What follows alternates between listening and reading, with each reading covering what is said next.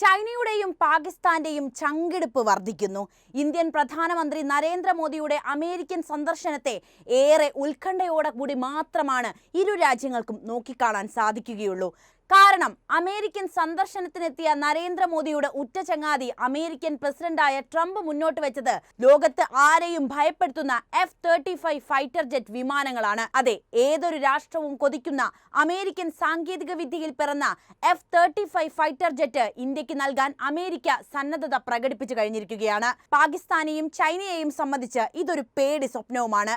ശത്രുവിന്റെ റഡാറിൽ കയറി അയാൾ അറിയാതെ ബോംബിട്ട് നിമിഷങ്ങൾക്കകം തന്റെ രാജ്യത്തേക്ക് തിരിച്ചെത്താൻ ശേഷിയുള്ള F-35 ഫൈറ്റർ ജെറ്റ് വിമാനങ്ങൾ ഇന്ത്യക്ക് കൈവശമെത്തുന്നത് വലിയൊരു ഭീഷണിയായിട്ടാണ് ചൈനയും പാകിസ്ഥാനും നോക്കിക്കാണുന്നത്. S-35 ഫൈറ്റർ ജെറ്റ് വിമാനങ്ങളിൽ മോഡിഫിക്കേഷൻ വരുത്തി ഇന്ത്യക്ക് ആവശ്യമായത് ഉപയോഗിക്കാമെന്നാണ് ട്രംപ് പറയുന്നത്.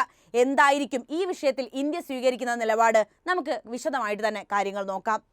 അമേരിക്കൻ പ്രസിഡന്റിന്റെ ഈ പ്രഖ്യാപനം ശരിക്കും തിരിച്ചടിയായിരിക്കുന്നത് പാകിസ്ഥാനിലാണ്. പാകിസ്ഥാനെ സംബന്ധിച്ച് ഒട്ടും അംഗീകരിക്കാൻ പറ്റാത്ത ഒരു കാര്യമാണ് ഇപ്പോൾ നടന്നിരിക്കുന്നത്. 400 മിസൈൽ സിസ്റ്റം കൈവശമുള്ള രാജ്യമാണ് ഇന്ത്യ എന്ന് ഓർക്കണം. ഇതിന് പുറമെയാണ് F-35 ജെറ്റ് കൂടി വരുന്നത്. അതിർത്തി പ്രദേശങ്ങളായതുകൊണ്ട് തന്നെ ഇന്ത്യയും പാകിസ്ഥാനും തമ്മിൽ ഏത് നിമിഷം വേണമെങ്കിലും യുദ്ധത്തിൽ ഏർപ്പെടാനുള്ള സാധ്യത അവിടെ നിലനിൽക്കുന്നുണ്ട്. ഈ സാധ്യത തന്നെയാണ് പാകിസ്ഥാന് ഇത്തരമൊരു പേടി ഉണ്ടാകുന്ന പ്രധാന ഘടകവും. പക്ഷെ ഇവിടെ നമ്മൾ മനസ്സിലാക്കേണ്ട ഒരു കാര്യം എന്താണെന്ന് വെച്ചാൽ, ഇന്ത്യ എന്തായാലും പോയിട്ട് പാകിസ്ഥാനോട് വരൂ, നമുക്ക് യുദ്ധം ചെയ്യാമെന്ന് ഒരിക്കലും പറയില്ല. പക്ഷേ പാകിസ്ഥാന്റെ ഭാഗത്തു നിന്ന് പ്രകോപനപരമായ കാര്യങ്ങൾ നടക്കുകയാണെങ്കിൽ ആയുധമെടുക്കാൻ ഒരു മടിയും ഇന്ത്യ കാണിക്കുകയുമില്ല എന്നതാണ് വസ്തുത. എന്തായാലും അമേരിക്കയുടെ ഓഫർ ഇന്ത്യ നിരസിച്ചിട്ടില്ല. എന്നാൽ അത് സ്വീകരിക്കുകയാണെന്നും പറഞ്ഞിട്ടില്ല. അമേരിക്കയിൽ നിന്ന് ഇത് കിട്ടാൻ വേണ്ടി ഒരുപാട് ശ്രമങ്ങൾ തുർക്കി നടത്തിയിട്ടുണ്ടായിരുന്നു. എന്നാൽ ഒരു ശ്രമവും നടത്താതെ ഇത്തരമൊരു സാങ്കേതിക വിദ്യയും ഒപ്പം ഫൈറ്റർ ജെറ്റ് വിമാനവും ഇന്ത്യക്ക് സമ്മാനിക്കാൻ അമേരിക്ക തയ്യാറാകുമ്പോൾ ഇന്ത്യയും അമേരിക്കയും തമ്മിലുള്ള ശക്തമായ ഒരു ബന്ധത്തെ കൂടിയാണ് ലോകം ഇതിലൂടെ നോക്കിക്കാണേണ്ടത്. ഫൈറ്റർ ജെറ്റ് വിമാനങ്ങളുടെ കൂട്ടത്തിൽ സർവ്വശ്രേഷ്ഠമെന്ന് നമുക്ക് വിശേഷിപ്പിക്കാൻ പറ്റാവുന്ന ഒന്ന് തന്നെയാണ് അമേരിക്കയുടെ F-35 വിമാനങ്ങൾ.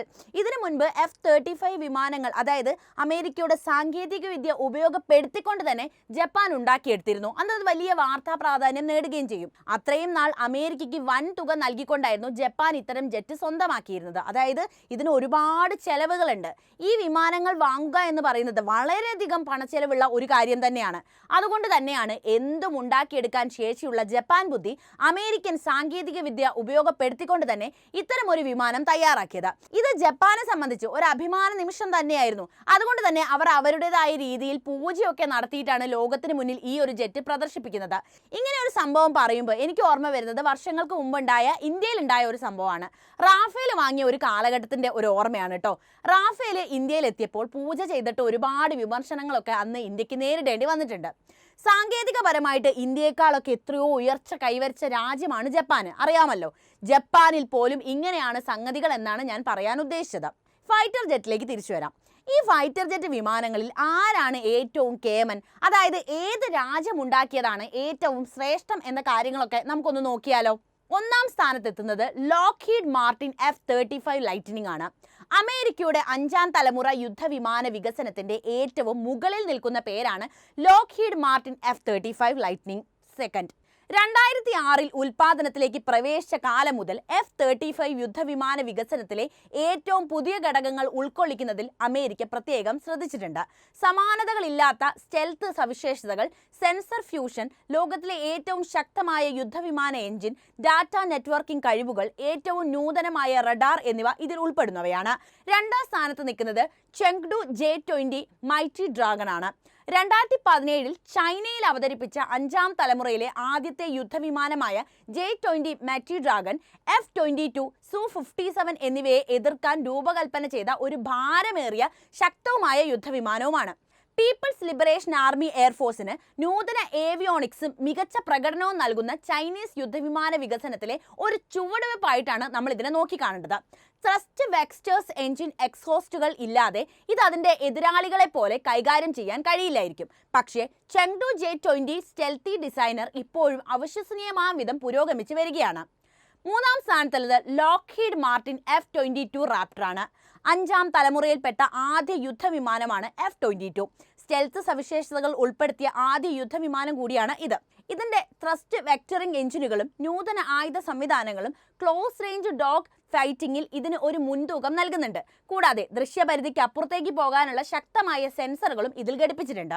4ാം സ്ഥാനം KAI KF-21 ബൊറാമയാണ്. ഇന്തോനേഷ്യയുമായി സഹകരിച്ച് ദക്ഷിണ കൊറിയ നിർമ്മിച്ച KAI KF-21 ബൊറാമെ കൊറിയൻ എയറോസ്പേസ് വ്യവസായത്തിലെ ഒരു സുപ്രധാന കുതിച്ചുചാട്ടത്തെയാണ് പ്രതിനിധീകരിക്കുന്നത്. ഈ ജെറ്റിൽ സ്റ്റെൽത്ത് സവിശേഷതകൾ, ഒരു നൂതന AES റഡാർ സിസ്റ്റം, F-35 അടിസ്ഥാനമാക്കിയുള്ള ചില സാങ്കേതിക വിദ്യകൾ എന്നിവ ഉൾപ്പെടുന്നുണ്ട്. ഇത് 4.5നും 5ാം തലമുറ യുദ്ധവിമാനത്തിന്റെ ഇടയിൽ വരുന്ന ഒരു വിമാനം കൂടിയാണ്. 5ാം സ്ഥാനത്ത് നിൽക്കുന്നത് സുഖോയ് Su-57 ആണ്. സുഖോയ് Su-57 ഫൈലോൺ റഷ്യയുടെ ആദ്യത്തെ സ്റ്റെൽത്ത് വിമാനമാണ്. എന്നിരുന്നാലും നിരവധി പ്രശ്നങ്ങളും കാലതാമസങ്ങളും കാരണം അതിന്റെ വികസനം മന്ദഗതിയിലായിപ്പോയി. വർഷങ്ങൾക്ക് മുൻപ് പ്രവർത്തനക്ഷമമാക്കാൻ പദ്ധതിയിട്ടിരുന്നെങ്കിലും ചെറിയ അളവിൽ മാത്രമേ ഇത് നിലനിൽക്കുന്നുണ്ടായിരുന്നുള്ളൂ. അതായത് ഒരുപാട് പ്രശ്നങ്ങൾ ഇതിന് നേരിടേണ്ടി വന്നിട്ടുണ്ട്. വരും വർഷങ്ങളിൽ Su-57 അതിന്റെ പ്രകടനം കൂടുതൽ മെച്ചപ്പെടുത്തുന്നതിനും മറ്റും നിരവധി നവീകരണങ്ങൾക്കുമായി പുതിയതും കൂടുതൽ ശക്തവുമായ ഒരു എഞ്ചിൻ ലഭിക്കാൻ തുടങ്ങിയിരിക്കുകയാണ്. കുറഞ്ഞ വേഗതയിൽ കൈകാര്യം ചെയ്യാവുന്നതും സ്റ്റെൽത്ത് സവിശേഷതകളും നൂതന റഡാർ സംവിധാനങ്ങളിലുമുള്ള ഒരു ഹെവി ഫൈറ്റ് കൂടിയാണ് ഇത്. നോക്കൂ, ഞാൻ ഈ പറഞ്ഞത് പ്രബലരായിട്ടുള്ള 5 ഫൈറ്റ് ജെറ്റ് വിമാനങ്ങളെ കുറിച്ചാണ്. ഈ കൂട്ടത്തിൽ നിൽക്കുന്നത് അമേരിക്കയുടെ ഫൈറ്റ് ജെറ്റ് വിമാനങ്ങൾ തന്നെയാണ് ഒന്നാമത് എന്ന കാര്യം നമുക്ക് വ്യക്തമാക്കി തരുന്നുണ്ടല്ലോ. F-35 ജെറ്റിന് ഇത്ര സ്വീകാര്യത കിട്ടാനുള്ള കാര്യം ലോകത്തെ പല വികസിത രാജ്യങ്ങൾക്കും അത് ആവശ്യമുണ്ട് എന്നതുകൊണ്ടാണ്. അതുകൊണ്ട് തന്നെ അവരത് ഉപയോഗിക്കുകയും ചെയ്തിട്ടുണ്ട് എന്ന ഘട്ടത്തിലാണ്. ഞാൻ നേരത്തെ പറഞ്ഞതുപോലെ ശത്രുവിനെ ആക്രമിക്കാൻ ഇതിലും നല്ല ഒരു ആയുധം ഉണ്ടാവില്ല. ശത്രുവിന്റെ റഡാറിൽ കയറി ബോംബിട്ട് നിമിഷങ്ങൾക്കകം തിരിച്ചു വരാനുള്ള ഇതിന്റെ ശേഷിയെ, അതായത് ഇതിന്റെ അത്രയും വലിയ റേഞ്ചിനെയാണ് ഇത് മറ്റ് വിമാനങ്ങളിൽ നിന്നും ഇതിനെ വ്യത്യസ്തമാക്കുന്ന ഒരു പ്രധാനപ്പെട്ട ഘടകം. ഞാൻ നേരത്തെ പറഞ്ഞതുപോലെ പാകിസ്ഥാനെ ബുദ്ധിമുട്ടിക്കുന്ന പ്രധാന ഘടകവും ഇതിന്റെ റേഞ്ച് തന്നെയാണ്. പാകിസ്ഥാനുമായി ഇന്ത്യ ഭാവിയിൽ യുദ്ധത്തിൽ ഏർപ്പെടുകയാണെങ്കിൽ നിമിഷങ്ങൾക്കകം F-35 ജെറ്റിൽ പാകിസ്ഥാന്റെ മണ്ണിലേക്ക് ബോംബിട്ട് തിരിച്ചു വരാൻ ഇന്ത്യക്ക് കഴിയും. ഇതിനെക്കുറിച്ച് വ്യക്തമായ ധാരണയുള്ള പാകിസ്ഥാനിലെ ജനതയെ സംബന്ധിച്ച് അത് വലിയ ആശങ്ക തന്നെയാണല്ലോ സൃഷ്ടിക്കുന്നത്. മറ്റൊരു ചോദ്യം കൂടി ഇവിടെ നിലനിൽക്കുന്നുണ്ട്. റഷ്യ ഉണ്ടാക്കിയതിനേക്കാൾ മികച്ചതാണോ അമേരിക്കയുടെ F-35 എന്നത്? ഞാൻ നേരത്തെ പറഞ്ഞ ലിസ്റ്റിൽ 5ാം സ്ഥാനത്താണ് റഷ്യ കിടക്കുന്നത്. അതുകൊണ്ട് തന്നെ അമേരിക്കയുടെ തന്നെയാണ് നൂതന സാങ്കേതിക വിദ്യയിലെ ഏറ്റവും നല്ലത് എന്ന് നമ്മൾ മനസ്സിലാക്കണം. 5ാമത്തെ ജനറേഷൻ ആയിട്ടുള്ള ഫൈറ്റർ ജെറ്റ് വളരെ ഉപകാരപ്രദവുമാണ്. അതുകൊണ്ട് തന്നെ അതിന് നല്ല ചെലവുമുണ്ട്. കോടിക്കണക്കിന് രൂപയാണ് ഇതിന് ചെലവ് വരുന്നത്. നിർമ്മിക്കാനും അതുപോലെ തന്നെ വാങ്ങാനും ഒക്കെ നല്ല ചെലവുണ്ട് ഇതിന്. എന്തായാലും ട്രംപിന് മോദിയോടുള്ള സ്നേഹത്തിന്റെ പശ്ചാത്തലത്തിലാണ് നമ്മൾ ഇതിനെയും നോക്കി കാണേണ്ടത്. മാത്രവുമല്ല വലിയ സ്വീകരണമാണ് അദ്ദേഹം മോദിക്കായി അവിടെ ഒരുക്കിയിരുന്നത്. ദ്വിദിന അമേരിക്കൻ സന്ദർശനത്തിനെത്തിയ പ്രധാനമന്ത്രി Narendra Modi American president Donald Trump വിശേഷിപ്പിച്ചത് മികച്ച നേതാവെന്നാണ്. 7 കാര്യങ്ങളാണ് ഡൊണാൾഡ് ട്രംപ് പ്രധാനമന്ത്രിയെക്കുറിച്ച് വിശേഷിപ്പിച്ചത്. അത് ഏതൊക്കെയാണെന്ന് കൂടി പറഞ്ഞാലോ? 1, ഇന്ത്യക്കായി വലിയ കാര്യങ്ങളാണ് മോദി ചെയ്യുന്നത്. എല്ലാവരും മോദിയെക്കുറിച്ച് പറയുന്നു. മികച്ച കാര്യങ്ങളാണ് മോദി ചെയ്യുന്നത്. 2ാമത്തെ കാര്യം, അദ്ദേഹം മികച്ച നേതാവാണ്. 3ാമത്തെ കാര്യം, നിങ്ങളെ ഒരുപാട് മിസ് ചെയ്തു. 4ാമത്തെ കാര്യം, അവർ ജേർണി ടുഗദർ എന്ന ബുക്ക് പ്രധാനമന്ത്രിക്ക് നൽകിയ ശേഷം നിങ്ങൾ മഹാനാണ് എന്നാണ് ട്രംപ് മോദിയെ വിശേഷിപ്പിച്ചത്. 5ാമത്തെ കാര്യം, എൻ്റെ സുഹൃത്ത് മോദിയെ സ്വീകരിക്കാൻ ആവേശഭരിതനാണ്. അദ്ദേഹം ഒരു സ്പെഷ്യൽ വ്യക്തിയാണ്. 6ാമത്തെ കാര്യം, ഏറെ കാലമായി തൻ്റെ അടുത്ത ആളാണ് മോദി എന്നാണ്. 7ാമത്തെ കാര്യം, തന്നേക്കാൾ മികച്ച മധ്യസ്ഥനാണ് മോദിയെന്നും ഒരു മത്സരത്തിന് പോലും താനും ഒരുങ്ങുന്നില്ലെന്നുമാണ്. അമേരിക്കയും ഇന്ത്യയും തമ്മിൽ മികച്ച വ്യാപാര ബന്ധവും കരാറുകളും പ്രതീക്ഷിക്കുന്നുവെന്നാണ് വൈറ്റ് ഹൗസിൽ പ്രധാനമന്ത്രി നരേന്ദ്രമോദിയുമായി നടത്തിയ കൂടിക്കാഴ്ചയ്ക്ക് ശേഷം ട്രംപ് പ്രതികരിച്ചത്. അടുത്ത സുഹൃത്താണ് മോദിയെന്നും കഴിഞ്ഞ 4 വർഷം സൗഹൃദ ബന്ധം നിലനിർത്തിയിരുന്നുവെന്നും ട്രംപ് വ്യക്തമാക്കി. ഇരു രാജ്യങ്ങളുടെയും പുരോഗതിക്കും അഭിവൃദ്ധിക്കും വേണ്ടി ഒരുമിച്ച് മുന്നേറുമെന്ന് പ്രധാനമന്ത്രി നരേന്ദ്രമോദിയും പറഞ്ഞിട്ടുണ്ട്. ഇന്ത്യ അമേരിക്ക ബന്ധം ശക്തിപ്പെടുത്തുമെന്നും ട്രംപിന്റെ 2ാം ഊഴത്തിൽ ഇരട്ടി വേഗതയിൽ ഇന്ത്യയും അമേരിക്കയും ഒരുമിച്ച് പ്രവർത്തിക്കുമെന്നും പ്രധാനമന്ത്രി പറഞ്ഞു. മുംബൈ ഭീകരാക്രമണ സൂത്രധാരൻ തഹാവൂർ റാണയെ ഇന്ത്യക്ക് കൈമാറുമെന്നും ട്രംപ് പറഞ്ഞിട്ടുണ്ട്. എന്തായാലും ട്രംപിന്റെ ഓഫർ മോദി സ്വീകരിക്കുമോ എന്ന് നമുക്ക് കണ്ടറിയണം. അപ്പോൾ ഈ വിഷയത്തിലെ നിങ്ങളുടെ കാഴ്ചപ്പാട് അറിയാൻ താല്പര്യമുണ്ട്. എന്തായാലും കമന്റ് ചെയ്യുക. ഒപ്പം വീഡിയോ ഇഷ്ടപ്പെട്ടാൽ ലൈക്ക് ചെയ്യാനും ഷെയർ ചെയ്യാനും പ്രത്യേകം ശ്രദ്ധിക്കുമല്ലോ.